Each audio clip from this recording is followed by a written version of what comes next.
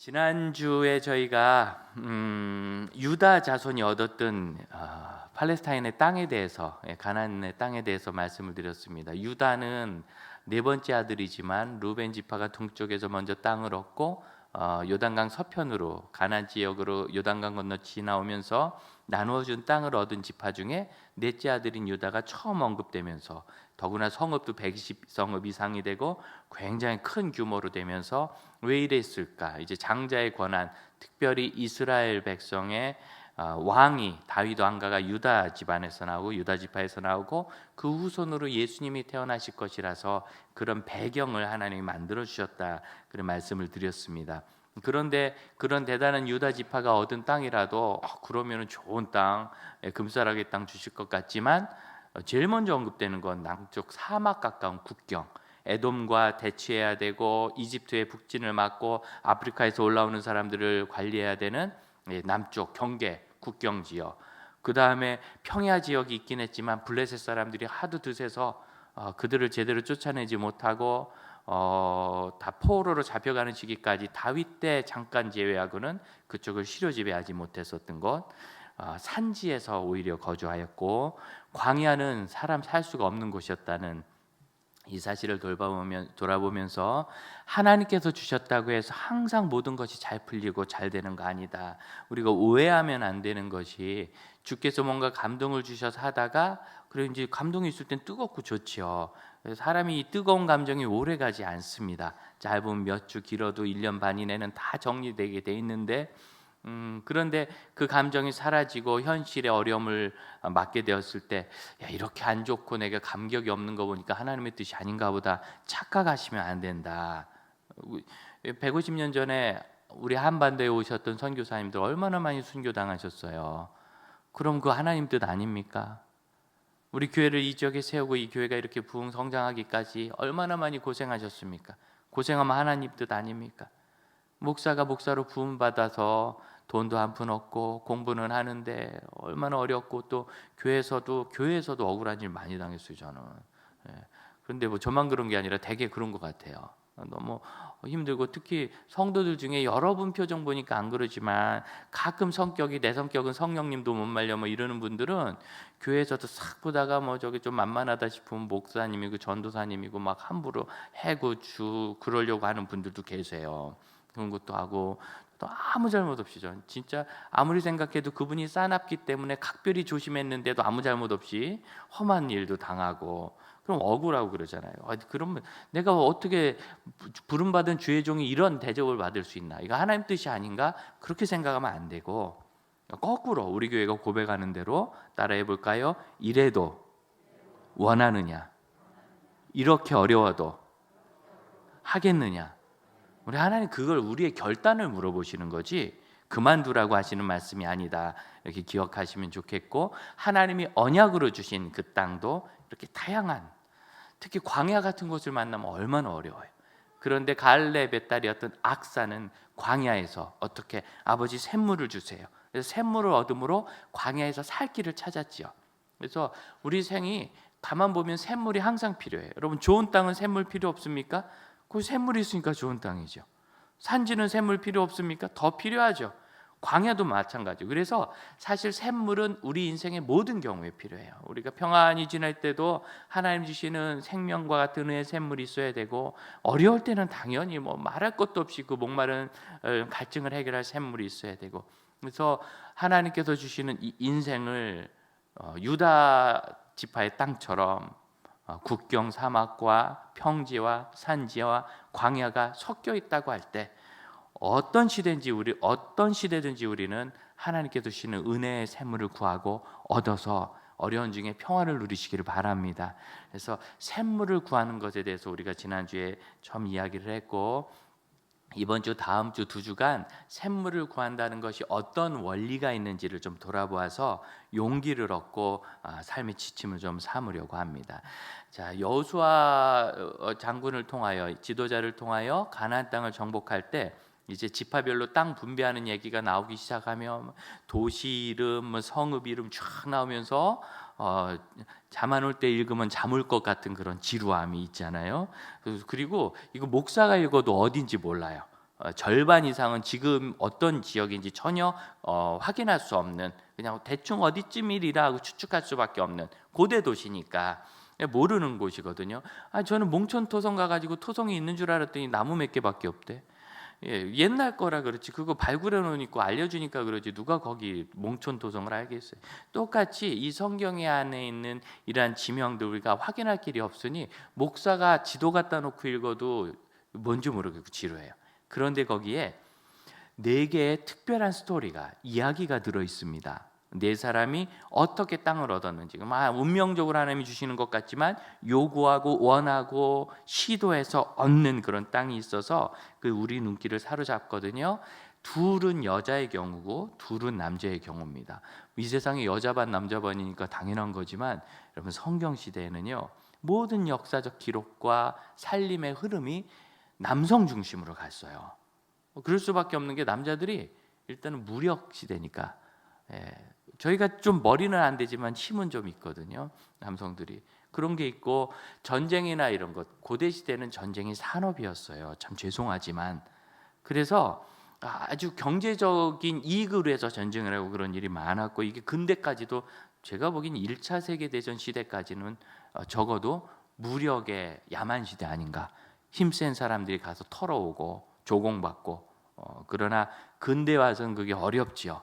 세계 최강대국도 별 볼 일 없는 것 같은 나라 들어가서 20년 만에 참 뭔가 패배라고 하긴 어렵지만 이렇게 나오게 되는 걸 현실에서 보면서, 이 시대는 이제 그런 시대는 아니지만, 지금의 눈으로 이 성경을 보면 우리가 이해하기 어려워도 이 당시에는 무력 시대였기 때문에 전쟁이 산업이고, 지금 무기가 산업이지만 전쟁 자체가 산업이에요. 가서 뺏어오고 잡아오고 이렇게. 그래서 그런 어려운 시대에 남자들의 역할이 컸고 많이 죽었어요.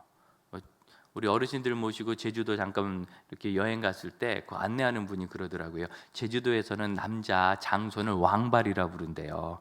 왜? 그냥 좋대. 그냥 있으면 좋대요. 왜? 하도 배 타고 나가서 죽으니까. 어느 집안이든지 배 타고 나가서 아버지 아들 잃지 않은 집안이 없으니까 그냥 집에 있어주면 좋다고 왕발이. 제주도에서 살았어야 돼요. 저도 왕발이 하면서. 지금 이 시대에도 아직도 제주도에 그런 문화와 풍습이 남아있다면, 여러분 4, 5천 년 전 이 성경 시대는 어땠겠어요? 당연히 그런 일이 많았겠죠. 그러던 시대에 여성들이 목소리를 내서 무언가를 이루었다. 4개 에피소드 중에 2개가 여성과 관련된 것이다. 이거 대단한 겁니다.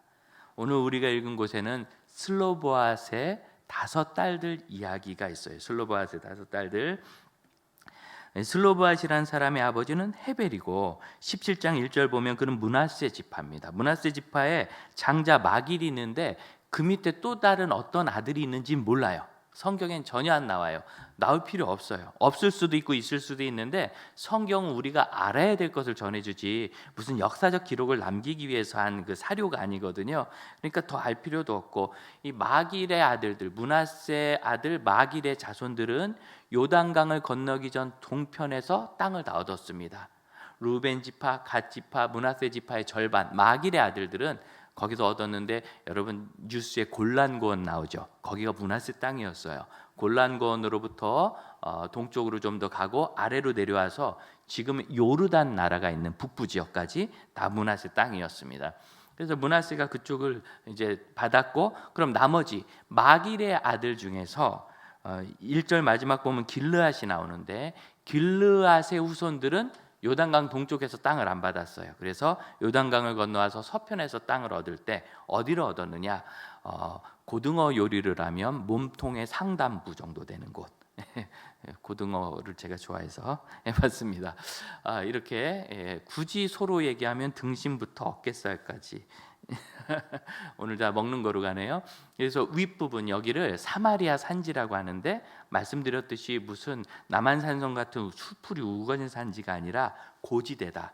해발 평균 600에서 800m 사이, 전반적으로 7, 800m 지역에 형성된 고지대고, 조금 낮으면 400m에 있는 골짜기가 푹 팬 골짜기가 아니라 넓은 평원이라 그랬어요. 산과 산 사이에 넓은 평원. 그러니까 600m짜리 산 밑에 200m 아래 400m 평원이 있으면 이걸 골짜기라고 불러가지고 넓이가 수십 킬로도 됩니다. 이런 골짜기는 농사가 잘 되고 당연히 과일 농사 지어야 되고 포도, 무화과, 그다음에 더 북쪽으로 올라가서 므낫세 지파의 북쪽으로 가면은 그 경계가 어디냐면 갈릴리 지역이에요. 나사렛 있는 곳, 거기가 딱 경계거든요. 그 지역은 밀 농사도 됩니다. 보리 농사도 되고. 그래서 고지대에서 점점 낮아져 가지고 평지가 나오는, 지금도 살기가 좋고 이스라엘에 가면 그 북쪽으로 갈릴리로 쭉 올라갈 때 느낌이 뭔가 들이 나온다, 보리밭, 밀밭 나온다, 그런 느낌으로 가요. 그런 지역에 므낫세가 자리를 잡고 그 바로 아래는 16장에 있는 에브라임. 므낫세와 에브라임은 형제입니다. 요셉의 아들들입니다. 그런데 야곱의 12아들 중에 셋째 아들인 레위가 제사장 그룹으로 빠지면서 성전에서 이스라엘 신앙적 일을 지도하는 역할을 해가지고 기업을 안 받은 게 아니에요. 기업을 받았는데 모아서 받지 않고 이스라엘 자손이 사는 곳곳에 흩어져서 받았어요. 그래서 이스라엘 자손들은 어디에서 다들든지 한나절이면 레위인을 만날 수 있었습니다. 그렇게 곳곳에 흩어져서 성읍들을 받았어요. 그렇지만 한 지역을 차지하는 지파에서는 빠져서 12아들 중에 레위가 빠진 11번째 아들인 요셉은 2아들로 늘어나서 둘이 늘어나서 12이 된 겁니다. 그래서 에브라임 지파와 므낫세 지파가 땅을 얻는 장면이 16장, 17장에 있어요. 에브라임 지파 이야기 지나가고 므낫세 지파 이야기 나오는데 거기에 슬로보앗의 딸 이야기 드디어 나오는 겁니다. 길르앗의 아들들이 2절에 보면 6명이 나옵니다. 6명이 집안별로 다 땅을, 성읍을 받았지요. 그런데 그 중에서 헤벨의 아들 길르앗은 아들이었고 딸만 5이었습니다. 이 중에도 딸만 5 있는 집안을 내가 알고 있는데 그냥 너무 잘한 거죠. 제가 딸 2을 키우는 아버지로서 아들들 키우는 아빠 어떻습니까? 우리 장로님 이 시대에 아들 낳으면 어떻게 되고 딸 낳으면 어떻게 되는지 아시죠? 아들 낳으면은 여러분이 나중에 병원에 입원했을 때 아들이 와서 옆에서 스마트폰 하다 가고 딸 낳으면 뭐 떠먹여주고 가요. 입원 안 할 거니까 상관없긴 해. 우리는 그래요. 그래서 아들은 없고 딸만 있으니까 지금으로 치면 복이 많은데 문제는 이 당시에 모든 가업과 기업이 아들 중심으로 가니까 딸이 없는 이 집안에 문제가 생긴 거예요. 이때 민수기 27장을 보면 슬로보앗의 5딸, 이름이 5명 그대로 나와요. 여기 17장 3절에 있는 것처럼 민수기 27장에도 슬로보앗의 5딸이 와가지고 모세를 찾아와서 포기하지 않고, 우리 아버지는 아들이었고 우리는 딸만 있는데 그럼 우리 집안의 기업은 어떻게 합니까? 모세가 이 일을 그 당시의 문화대로 하면 너희는 없다 그랬을 거예요. 탈레반처럼 너희는 없다 그랬을 거예요. 그런데 모세가 참 잘한 것이 이것을 그 당시 문화에 맡기지 않고 하나님께 가져가서 하나님께 여쭈어요. 하나님께서 뭐라고 얘기하시느냐, 저 너무너무 은혜를 받은 말이에요. 슬로보아 딸들의 말이 맞다. 사람이 남성 중심으로 흘러가던 시대에 여성들의 말이 맞다. 이 칸이라는 단어는 캔이라는 단어인데 이게 정당하다는 뜻이거든요. 정당하다고 하나님께서 딱 인정해 주세요. 여러분 이게 이 당시 고대 근동 이제 메소포타미아 지역부터 애굽까지 있을 수 없는 일이에요. 그런 문화 자체도 없고 법령도 없고. 그런데 우리 하나님께서 여성들을 딱 정확하게, 사실은 하나님의 창조 원리잖아요. 아담과 하와를 만드실 때 하와는 아담의 뼈 중에 하나로 만들었다고 약한 게 아니에요. 이게 무슨 의미입니까? 아담은 흙으로 만들었고 여자는 뼈로 만든 본차이 나다, 뭐 이런 거죠. 그래서 더 비싸고 단단하다. 그래서 여성과 남성이 부딪히면 남자가 깨져요. 특히 50 넘어가는 우리들은 이제 조심해야 돼. 집사님 멀지 않았어요? 우린 조심해야지. 50 넘어가도 아내하고 부딪히는 바보 같은 남자들은 정말 인생이 걱정돼요. 저는 늘 우리 아내를 하나님 다음으로 생각하면서 어떻게 하면은 그분의 마음에 들 수 있을까, 쫓겨나지 않을까, 밥을 얻어 먹을 수 있을까, 이런 생각을 하면서 잘 지내려고 했습니다. 웃자는 이야기인데 자꾸 갈비뼈니까 남자의 갈비뼈 하나 취급하는데요, 이렇게 해석하는 분이 계세요. 머리뼈로 만들면 까불 거고 다리뼈로 만들면 깔릴 건데 옆구리뼈로 만들어서 옆에 두었다. 되십니까? 이 세상 반은 남자고 반은 여자고 하나님은 사람을 성별로 차별하지 않으십니다. 당연한 일이죠. 다만 인간의 죄로 인하여 사람의 문화가 여성들의 권위와 여성들의 권익 이런 것들을 세워놓지 못할 때, 사람이 죄로 말미암은 거죠. 그때 하나님께서는 슬로보아 딸들의 말이 옳다, 정당하다 라고 은혜되지 않습니까? 우리 하나님은 항상 옳은 일을 열어주시는 분이라는 걸 믿으시고, 주변 사람들 좀 부탁드리는데 주변 사람들의 말에 너무 흔들리지도 말고 너무 대답하려고도 마셨으면 좋겠어요. 하나님이 어떤 관점을 가지고 계시냐, 이런 게 중요하고, 특히 우리 청소년들, 청년들 이 자리에도 계신데요.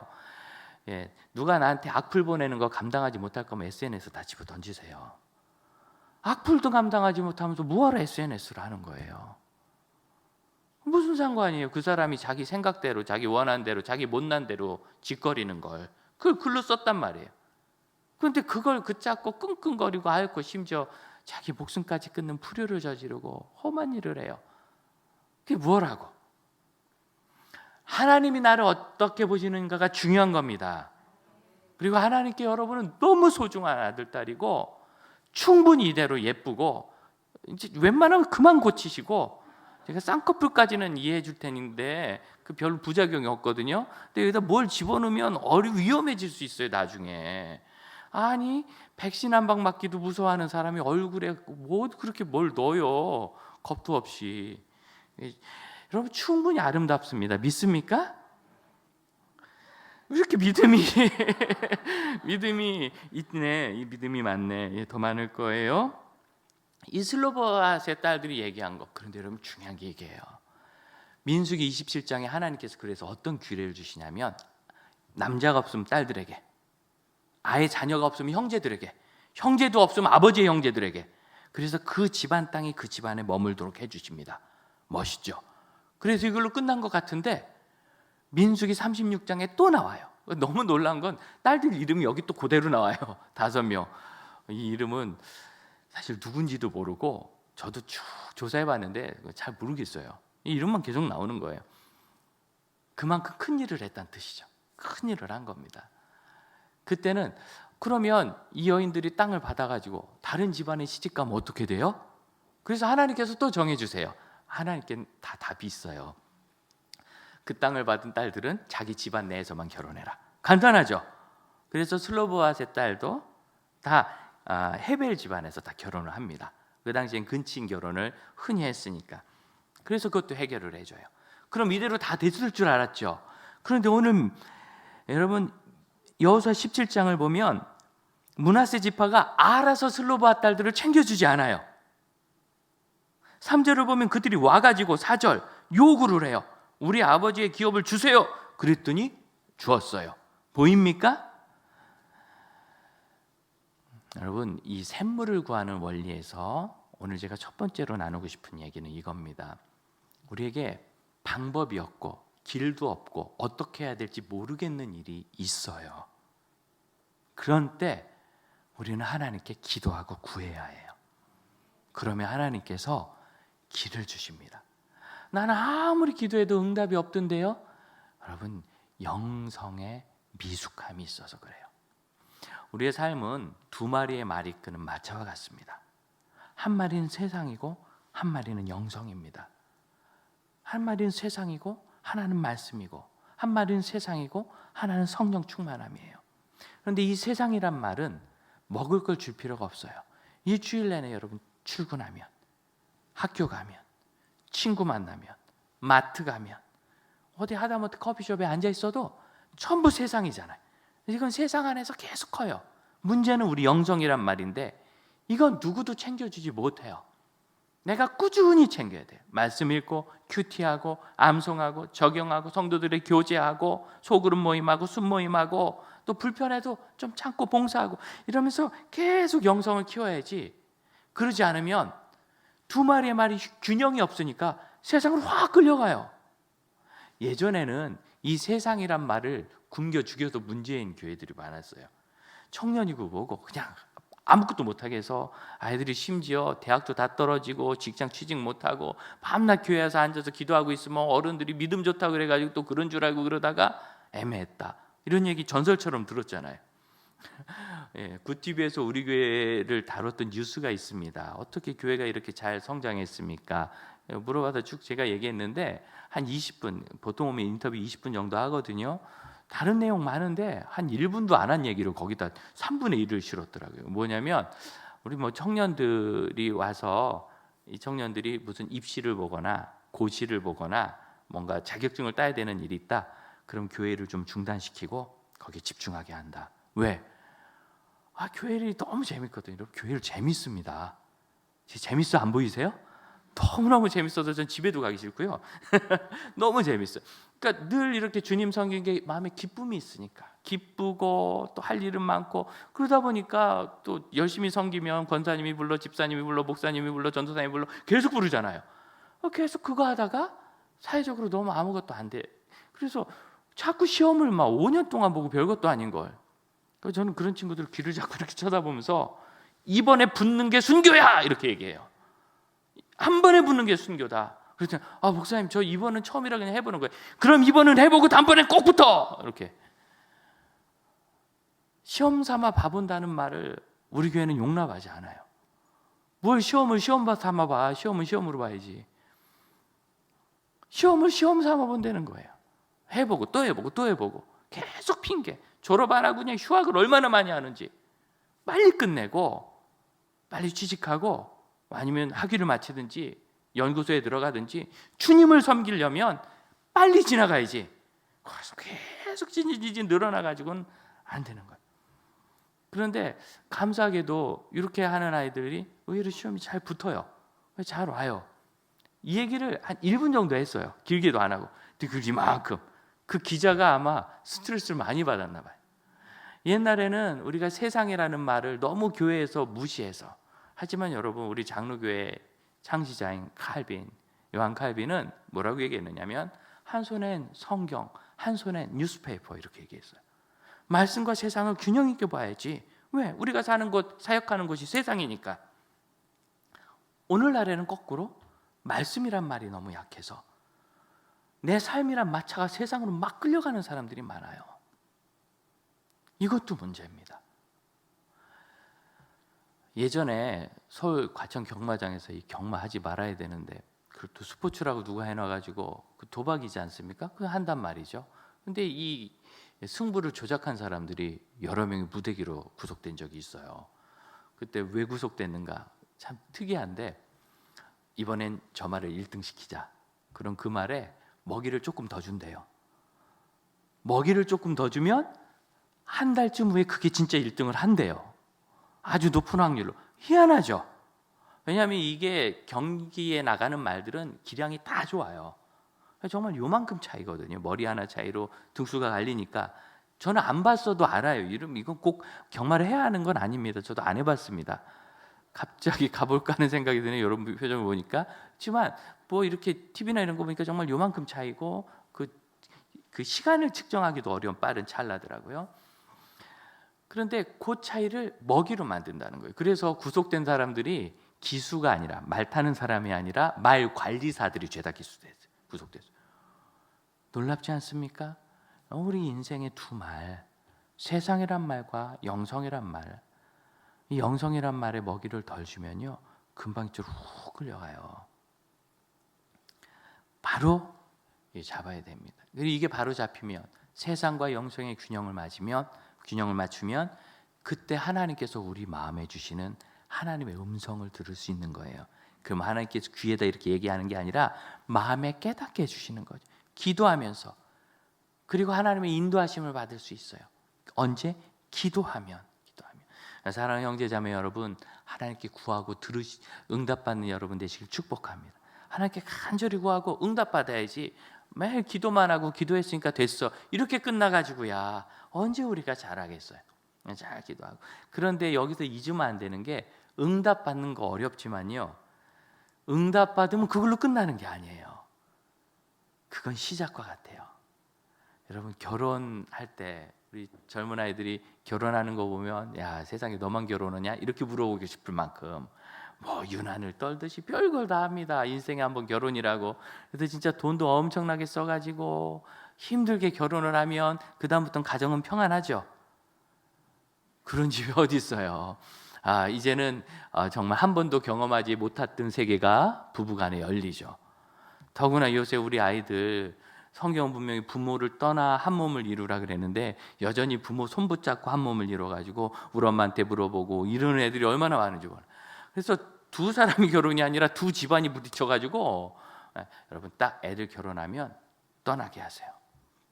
근데 떠나보내고 싶은데 자꾸 도와달라고 오더라고. 그럼 쭉 적은 다음에 야, 이 중에 하나만 골라, 하나만 도와줄게 이러세요. 자꾸 독립을 시켜야지. 독립시켜야지. 떠나서 가야 되는데 사실은 결혼 이후에는 더 어려운, 뭐 이제 트렁크 싸고 짐 싸고 니네 집 가네 마네 막내 데려오네 막 이러면서 험한 시기를 또 보내다가 이제 아기 나면 아기를 키우느라고 또 끙끙거리고, 얘들이 사춘기 되면 부모는 또 오춘기 돼가지고 서로 싸우고 막 다니고, 그리고 나서 애 또 결혼하면 또 독립시키라고 어렵고, 독립하고 나면 이제 둘밖에 없어서 싸우면 말려줄 사람도 없어요. 그때 우리 형제들이 나는 흙으로 만들었고 저 여자는 뼈로 만들었다는 걸 잊지 말고 부딪히지 않도록 꼬리를 잘 내리고 겸손하게 내 여보 이렇게 얘기하면서 잘 지내야 되겠죠. 여러분 사실은 평안한 부부가 돼서 하나님 나라 함께 간다는 것은 두 사람 간에 끊임없는 노력이 필요한 거예요. 하나님의 음성이 그와 같아요.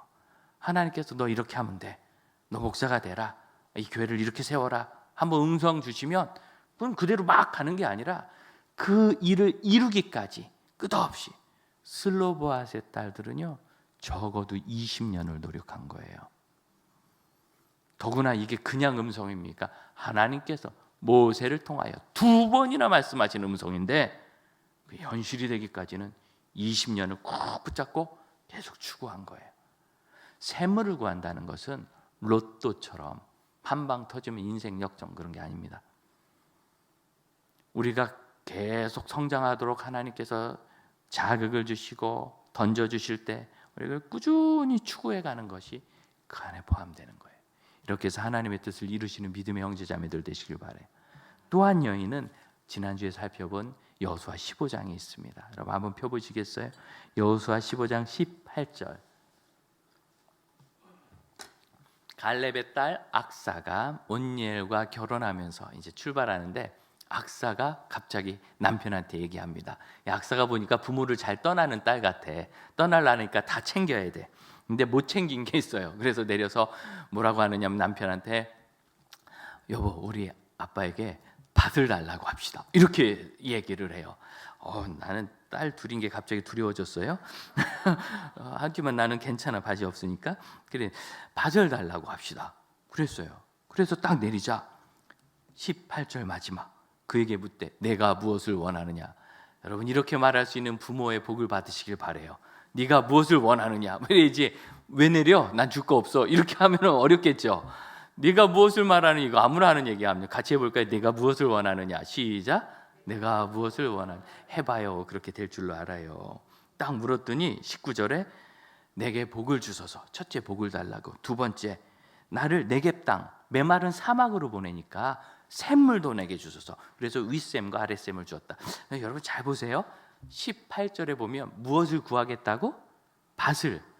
그래 놓고 정작 물어보니까 뭘 달래? 복을 주시고 샘을 주세요. 밭은 어디 가고? 그래서 이걸 가지고 뭐 5만 가지 얘기들이 많더라고요. 그런데 아니, 성경에 있는 걸 왜 그렇게 어렵게 해석해? 여러분 밭을 주면 가지고 갈까요? 거기서 거기를? 밭을 가지고 그럼 농사지로 매번 와요? 나에게 주신 성읍이 네겝인데 뭘 그 아버지는 헤브론까지 자꾸 와요. 거기 오기도 쉬운 길이 아닙니다. 그럼 밭은 뭐냐? 자, 사막에도 하나님이 복을 주시고 샘을 주시면 밭이 됩니다. 그러니까 1 더하기 1은 2고 샘 더하기 복은 밭이에요. 하나님이 우리에게 주신 삶이 있는데요, 그게 사막이고 광야라고 부인해야 되는 게 아니라 마치 조개가 자기 몸을 찌르는 그 뾰족한 모래를 끊임없이 감싸서 진주를 만들듯이 내 삶에 있는 이 광야 사막 험한 것 이런 것이 있어도 끊임없이 하나님께 기도하여 복을 받고 생명과 같은 샘을 주시면 그 험한 광야가 밭이 된다는 것을 믿으시기 바라요. 지난주에 제가 생명의 빛 예배당 얘기를 했더니 목사님 그건 왜 안 보여줘요 그래요? 그래서 사진을 준비해 왔습니다. 생명의 빛 예배당 사진을 좀 보여주시겠어요? 이겁니다. 아름답습니까? 연해주에서 온 홍송, 저 나무가 이제 금강송이죠. 일종의 연해주 금강송, 이만큼 두꺼운 통나무예요. 저걸 600주 이상 사용을 했는데 위로부터 아래까지 이렇게 내려서 저 철제 프레임을 통해서 이렇게 내려단 겁니다. 제가 사진을 찾아보니까 여기를 갔다 온 지 너무 오래됐더라고요. 그래서 인터넷에서 홈페이지에서 좀 다운을 받았습니다. 그 다음 사진 볼래요? 이렇게 이제 안에서 보면 예배당에 300석 자리가 이렇게 마련되어 있습니다. 그 다음이요. 이제 십자가인데 저 십자가는 이 예배당을 이렇게 설계한 신 교수, 프랑스에서 가르치는 건축학 교수인데 신 교수님이 그 십자가를 꽂고 싶은데 하고 자기가 찾아보다 없으니까 알루미늄 바를 갖다가 이렇게 용접기로 눌러서 만든 십자가입니다. 예술가들은 참 감동을 못하는 것 같아요. 그래서 물 위에 십자가를 세워서 우리의 삶에 있는 십자가를 표현한 그런 작. 그 다음 볼까요? 이게 외관입니다. 저 투명한 지붕 아래 아까 그 둥근 예배당이 있어서 해가 다 들어오고 이제 그 오른쪽에 있는 종이 있죠. 종이 희한하게 생겼죠. 이게 그 차임이에요. 차임 땡땡땡 하면 종이 노래하는 거. 중세시대에는 수도사들이 직접 쳤고 지금 기계가 치는데 동네 사람들이 시끄럽다 그래서 못 친대요. 그러니까 어쨌든 저것도 해외에서 가져온 차임입니다. 한번 들으면 신기해요. 그 다음 제가 가지고 있던 사진 한 장은 요거예요. 집사님이 야간에 불을 조명을 켜면 멋있다고 저를 불러서 거기서 불 켜고 기도도 하고 사진도 찍었는데 다시 말씀드리면 이거는 저처럼 백이 있어야 볼 수 있는 광경이다. 그래서 이 사진은 제가 놨습니다. 이렇게 아름다운 예배당의 이 나무, 우리가 들었듯이 이 나무와 이 예배당이 어떻게 됐죠? 그 어머니가 남편도 없이 아들 하나 키우는데 이 녀석이 자라면서 속 많이 썩이고 방황을 하더니 20대 청년은 조폭이 돼가지고 죄 짓고 나쁜 짓 하다가 결국 이렇게 살아서 뭐하냐? 자살하러 가는. 여러분 여인으로 얘기하면 이보다 험한 광야 사막이 어디 있어요? 그 인생은 정말 험한 광야 사막이에요. 남편 없이 아이 하나 키우는 가난한 어머니에게 이 아들이야말로 유일한 샘물줄 아니겠어요? 그런데 그 녀석이 그렇게 조폭이 되고 험한 짓을 해. 어머니 할 수 있는 게 기도밖에 없는 거예요. 하나님께 구하는 거죠. 뭘 구했겠어요? 하나님 우리 가정에 생명을 주시고 우리 아들에게 생명을 주시고 하나님 복을 주시고 돌봐주세요. 그랬더니 이 아들이 어느 날 내가 살아보았다느냐고 죽겠다고 나가다가 마침 그 겨울에 해가 따뜻하니까 잠깐 나온 해에 동네 시설에 있는 장애인들이 나와서 그 햇볕을 쏘면서 그렇게 좋아하는 걸 보고 아니 장애인들도 저렇게 햇볕 하나를 좋아하는데 내가 이 팔다리 멀쩡해가지고 왜 내가 죽나? 그리고 돌이켜서 와서 그래서 연해주로 건너가가지고 러시아에서 그러면 러시아요 아침 9시에 지나가는데도 아주머니가 술병 들고 술 취해서 비틀비틀거리고 이게 무슨 도시 얘기가 아니라 시골에 그래요. 시골에 집도 없어요. 어느 집에서 나오셨는지 알코올 너무 많이 마시고 초등학생들도 마약합니다. 우리 선교사님들이 러시아에서 제일 힘들어하는 게 아이를 초등학교 4, 5학년 되면은 공립학교를 못 보내요. 거기서 마약하는 애들하고 막 그 자기를 지킬 수가 없으니까. 그런데 그런 험한 곳에 가서 그럼 여러분 조폭 출신이 갔으니 마약쟁이가 될 수도 있고 술꾼이 될 수도 있는데 술도 아니고 마약도 아니고 사업에 충실하게 열심히 일해가지고 자수성가해서 나중에 제가 나무를 벨 때마다 이 홍성이 몇 그루라도 나무 그걸 모아서 어머니 이름으로 예배당을 봉헌하고 싶다고. 정말 메마른 광야 같은 어머니 인생이 복받은 밭이 됐죠. 저 예배당에 저 자란 저 나무, 세워진 저 나무, 잘라 죽은 것 같지만 세워나서 부활한 것 같은 저 나무가 생명을 보여주지 않습니까? 사랑하는 형제 자매 여러분, 우리는 반드시 광야 인생을 살게 돼 있어요. 살아가면서 어느 시점에 사춘기에 다 광야 걷고 직장 얻기 전에 결혼하고 결혼해봐요. 아기 낳으면 또 신세계야. 기가 막힌 광야 인생을 다 겪게 돼 있고 아무리 평안하게 사는 사람도요 나이 들면 무릎 아픔이 본당 예배당 내려오기 부담스럽고 눈 침침하고, 심지어 제가 최근에 깜짝 놀랐는데 눈이 침침하면 사람이 나도 모르게 안구에 힘을 주게 된대요. 그러면 안압이 올라가서 녹내장이 와서 실명이 온답니다. 그런데 이게 누구에게 제일 심하냐? 노인들 기준으로 했을 때 우울증을 앓는 노인은 그렇지 않은 노인보다 10몇 퍼센트 녹내장 실명 확률이 높대요. 따라합시다. 우울하면 눈 멀 수 있다. 그러니까 여러분 우울하지 마세요. 그리고 이게요 10몇 퍼센트가 작은 게 아니라 의학적으로 이러면 막 두세 배 느낌이에요. 임상적으로는. 그래서 굉장히 높은 겁니다. 우울하지 말고 기쁘게 지내세요. 왜 우울하죠? 광야가 안 끝나거든. 왜 우울하죠? 광야가 왔는데 마음이 급하거든요. 빨리 해주셨으면 좋겠는 거예요. 여러분 하나님은 하나님께서 우리를 위해 예비하신 때가 있다는 것을 믿으시길 바라요. 그래서 하나님이 하신 그 일을 우리가 여기서 구해요. 이루어야 돼요.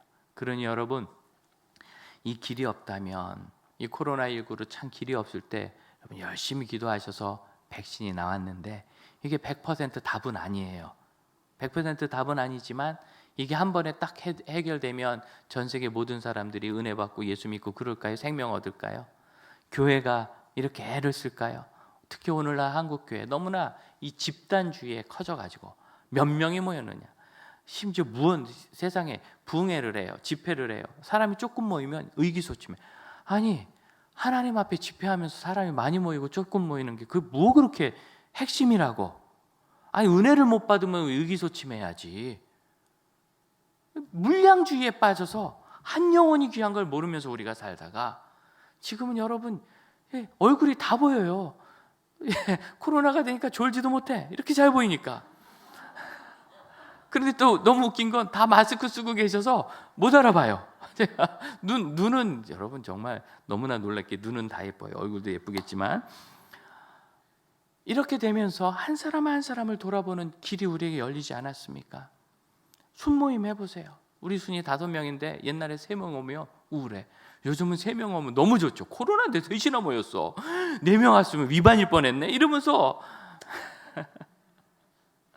여러분 하나님께서 주신 기회를 살아가시길 바랍니다. 아무것도 길이 없는 이 코로나19 이거 겪어본 사람이 없잖아요. 지금 우리가 열심히 기도할 때 하나님 길을 하나 주시죠. 이게 완전한 길은 아닐 겁니다. 계속 살아가고 또 기도하면 단 길도 주시고, 여러분 지혜롭게 자신을 잘 살피셔서 하나님의 기회를 얻으세요. 기회를 얻으세요. 또한 어떠한 광야일지라도 복과 샘물을 구하세요. 우리에겐 영생의 샘이신 예수의 생명이 있습니다.